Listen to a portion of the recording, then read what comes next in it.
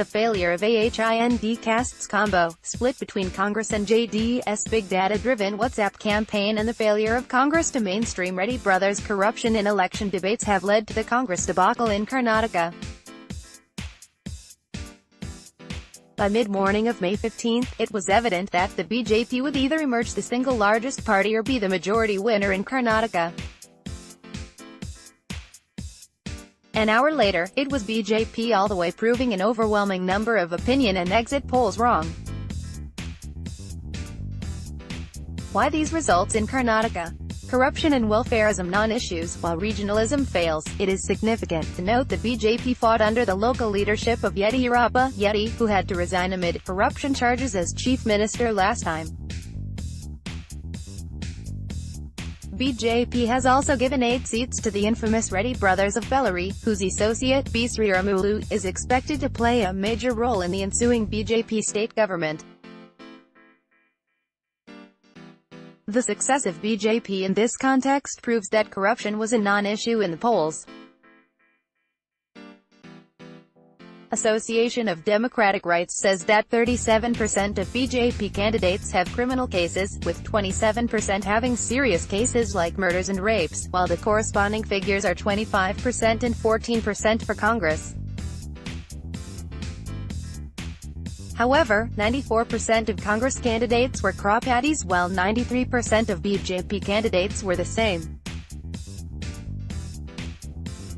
It is further significant to note that Congress Chief Minister Siddaramayya's welfare measures could not cut much ice on the face of caste and communal politics. As growth has increased in this millennium, governments flush with funds have begun implementing several welfare schemes, which are often described by critics as populist policies. Siddaramaiah resorted to many such measures, ensuring food grains and cooked food for BPL families, supporting more than 1 crore people of the state, an effort that does not seem to have translated into votes. Siddaramaiah-led Congress ran a campaign based on Bihari versus Bihari model of Nitish Kumar of Bihar, but failed. Siddaramaiah tried to capitalize on slogans like BJP is a North Indian party, or affluent South Indian states are funding regressive North Indian states after this issue came up in the last Finance Commission meeting. From playing the Lingayat card, caste vote banks, rooting for separate state flag, and leading a tirade against Hindi, Siddaramaiah tried all tricks and failed. AHIND combo fails, Cong JDS vote split. It is also significant to note that Congress CM Siddaramaiah reposed faith in his AHIND formula of uniting Muslims, Dalits and tribals, who together account for 39% of the electorate. But the combination seems to have got split between the Congress and JDS-BSP combine, as their constituencies are similar. Siddaramaiah's overtures to the Lingayat community by agreeing to a minority status has not also yielded much results, as the Lingayat BJP leader Yediyurappa could hold on to his Lingayat vote base, while JDS leader Deve Gowda and Sons held on to their Vakaliga vote base. Thus, Congress lost out on all mass vote counts. The Vakaliga Dalit combo has worked for JDS. Although Karnataka has witnessed a triangular contest at the macro level, the contest at the ground level is more or less between the Congress on one side and the BJP or the JDS on the other. This is due to the social and geographical distribution of the political influence of the BJP and JDS. The BJP is popular in north and central Karnataka, while the JDS is strong in the old Mysuru region and southern Karnataka. While BJP enjoys the support of Lingayats despite Siddaramaiah wielding the separate religious identity card, the JDS rallied the Vakaliga community voters. Thus, the BJP and JDS are not competitors in the political and electoral arena of the state. There seems to be an undeclared understanding between the BJP and JDS. The BJP reportedly fielded weak candidates wherever the JDS had winning chances against the Congress, numbering at least 40. The JDS reciprocated with a similar choice of candidates in some 55 seats where BJP was strong from the start. Mamata Banerjee, West Bengal CM, rightly commented that had Congress and the JDS-BSP fought together, it would have been a spectacular victory of the alliance. Only a united opposition can combat an aggressive BJP riding the Hindutva bandwagon. Big money meets big data in this election in Karnataka. At any rate, the marriage of politics and big data has finally happened, not surprisingly in the tech hub of India, Bengaluru. The first election in which the whole of the high-tech armory was deployed is the one that just ended, and by all the three major parties.